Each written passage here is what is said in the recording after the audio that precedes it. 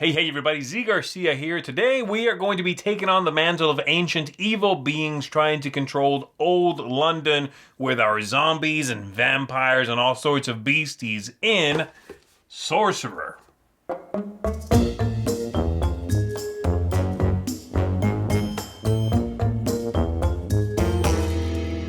In this card game, the players are going to be fighting over different locations on the table, and as soon as you control two of those three locations, you are going to win the game.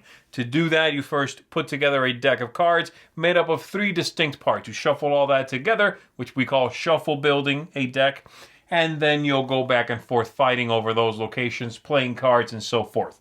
I'm going to be showing you the two-player mode here. The game plays up to four, but the three-player and four-player variations feel very much like that, like variations. At its core, it feels like a two-player game. So we're going to go ahead and take a look at it. I'll give you an overview of how it plays. We'll come on back after that. I'll tell you what I think of it. The first thing the players are going to do is compose their playing deck, and you are going to do that by selecting one character deck you want to play, one lineage deck, and one domain deck, and those three together are going to compose your playing deck, your grimoire in the game.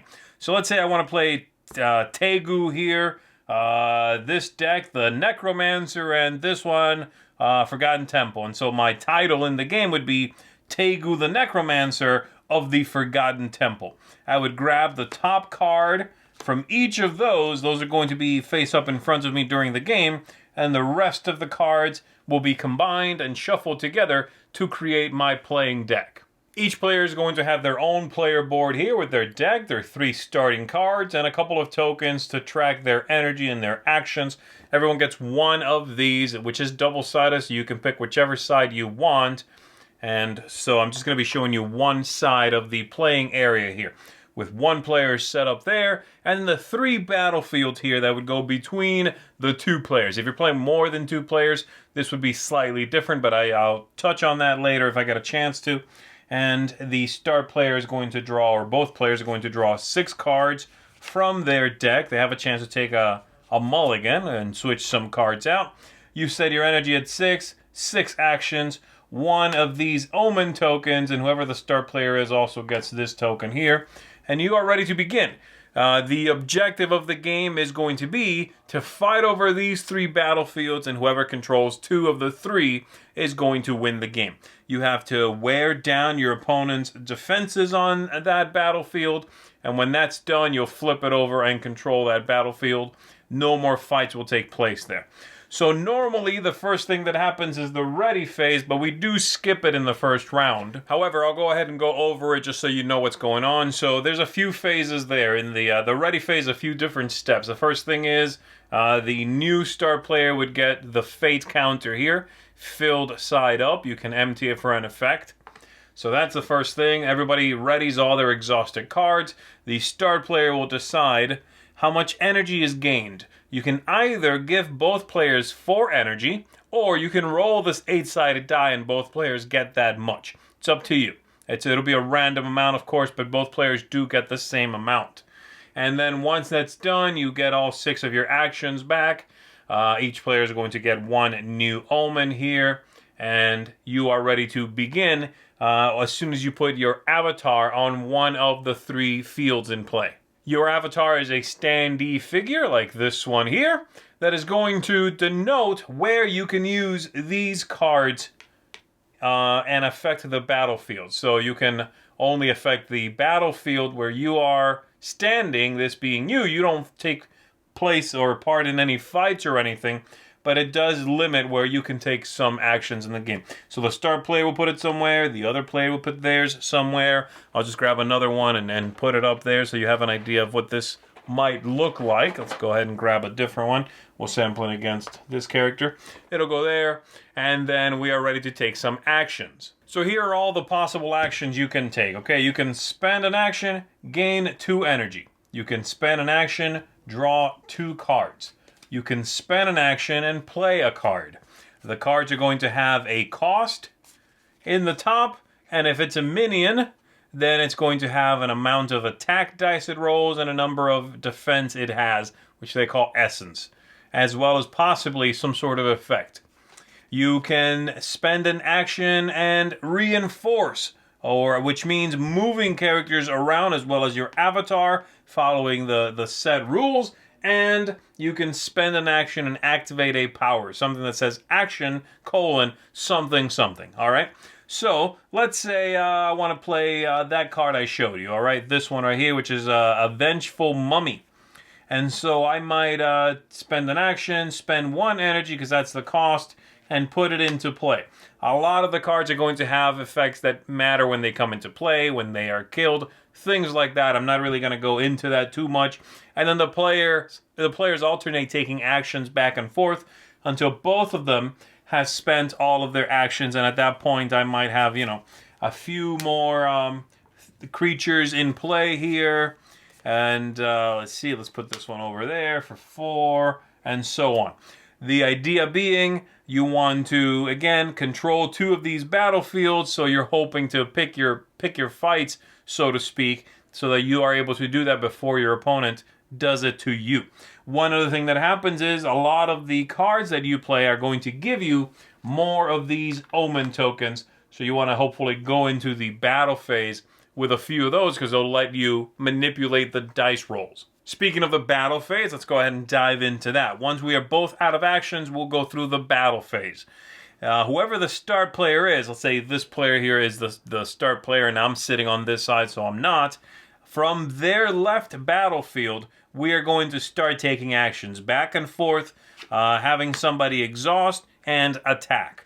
So, the start player has the initiative in the center battlefield, meaning they'll be the first one to attack, while the opponent has initiative on the 2 flanks. So I would technically start. Let's say I have no one there, all right? So I don't attack. And then it goes to my opponent who does attack. They turn this sideways. They see if they have any tactics to activate, and they are going to roll a number of these dice equal to the creature's attack, in this case 4. They go ahead and they roll those dice. Now, these dice have 3 different things, or 4 rather, different things that could come up. A single skull, which is 1 hit, 2 hits on that, and then the pentagram, which is also 1 hit, but you yourself assign that, whereas the other ones, the person you are hitting assigns them. Plus, this will count as 2 hits if the battlefield is unopposed, meaning there is no one there to fight back from the very beginning of the battle. So let's say my opponent got that, and they are content with that roll. They are going to pass. The other thing they could do instead of pass is spend the pentagram symbols here to re-roll 1 die. So they might spend 1 and roll this one.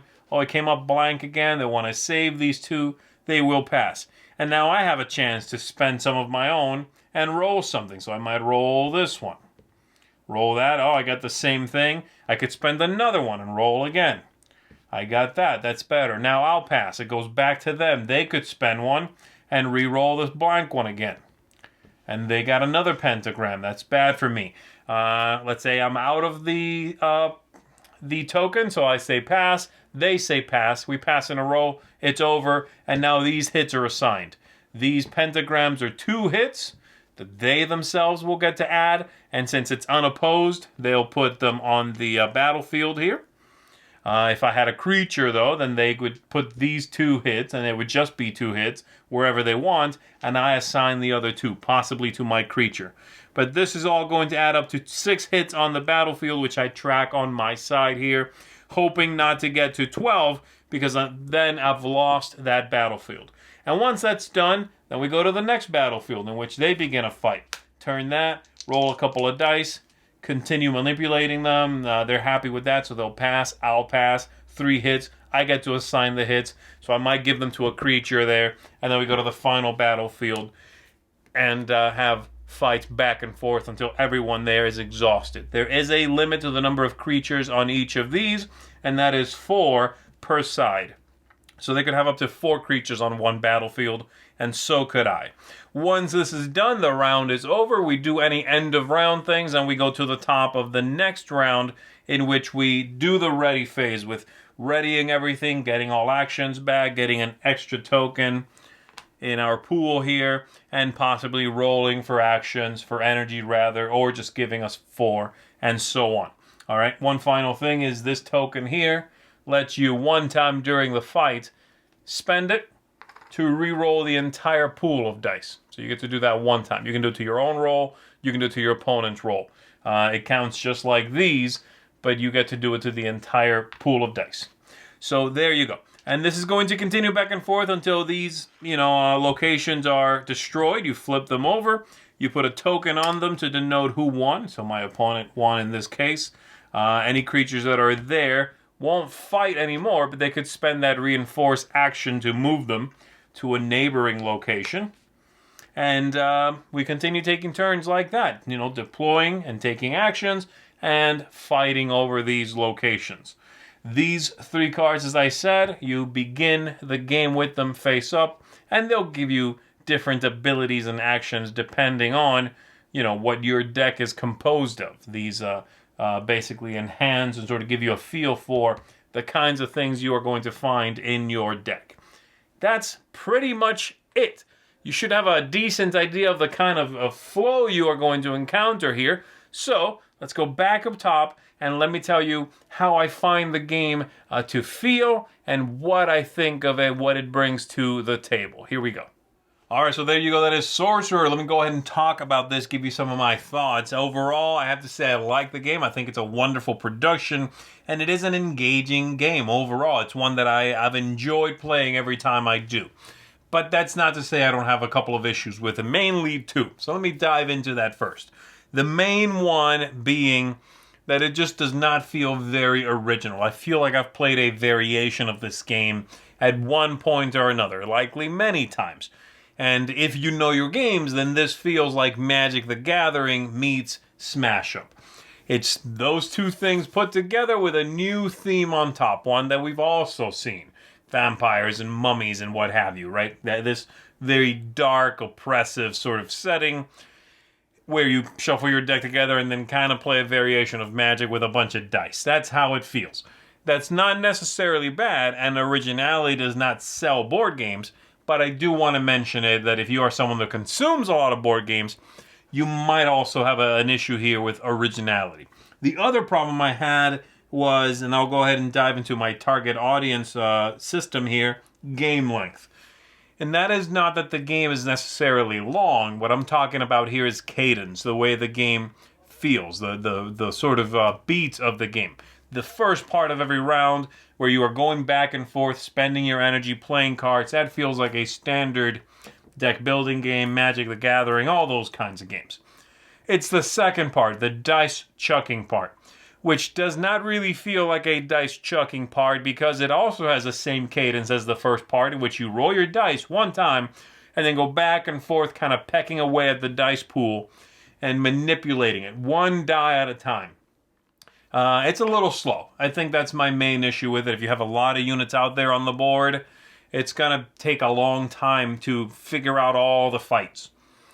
The hits stay on the units, which I do like, and that's interesting to me that you can sort of slowly kill something, but it is slow, and I do wish that phase of the game was a little bit snappier as a payoff to the setup.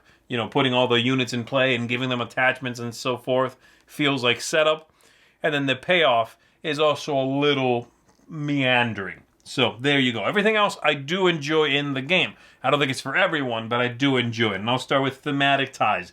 The game has a very dark, as I said, oppressive kind of theme and environment, and I think it's got to appeal to you just from that overview because the artwork and the aesthetics are going to double down on that, and I like that as well. It gets a positive from me, but the artwork is scary, it's creepy in many ways, and it uses that theme fully and to its advantage. So again, I think it's very much not the kind of game that is for everyone. From that point of view, you have to want to play a really dark, creepy sort of setting in order to get into a lot of these illustrations because they don't hold back. They're freaky.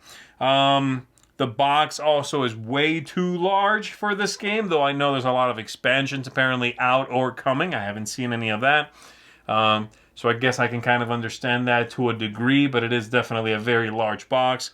And The component quality, other than that, is very good. The cards are linen finished, dice are well made, everything is nicely put together, no issues there. Replayability, I think with the shuffle building idea, even with just what's in the core box here, you're going to have a lot of different combinations, and that's going to be fun.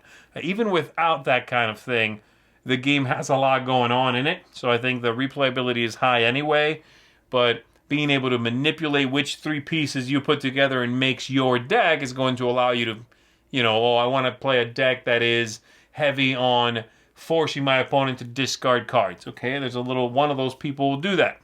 Oh, there's one that's going to let me get a lot of my own creatures back from the graveyard and put them into play again. You can do that. So, lots of replayability here.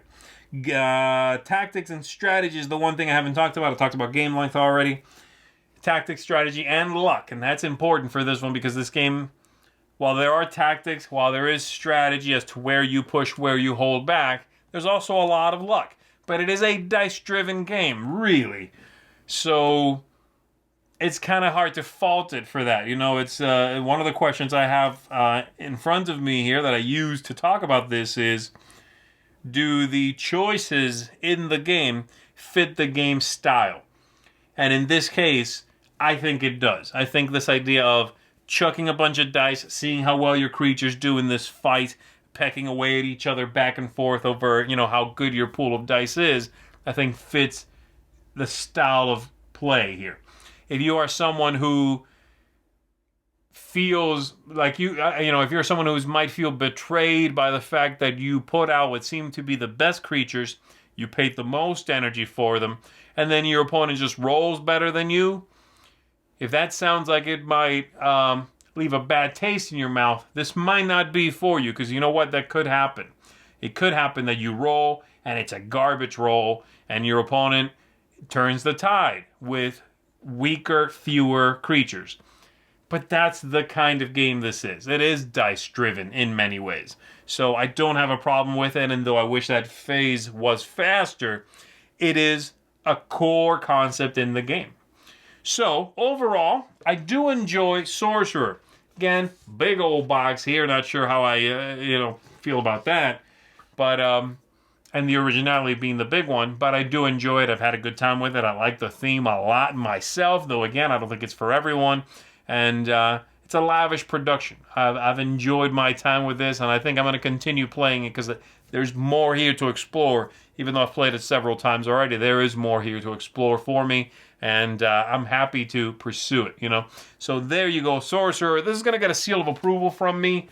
I would recommend it if you are someone who is into this style of game. You like your CCGs, and you want another one, especially if the theme here is singing to you, definitely give it a go. This is good stuff. Sorcerer, seal of approval. Once again, I am Zee Garcia. Thanks for checking this out.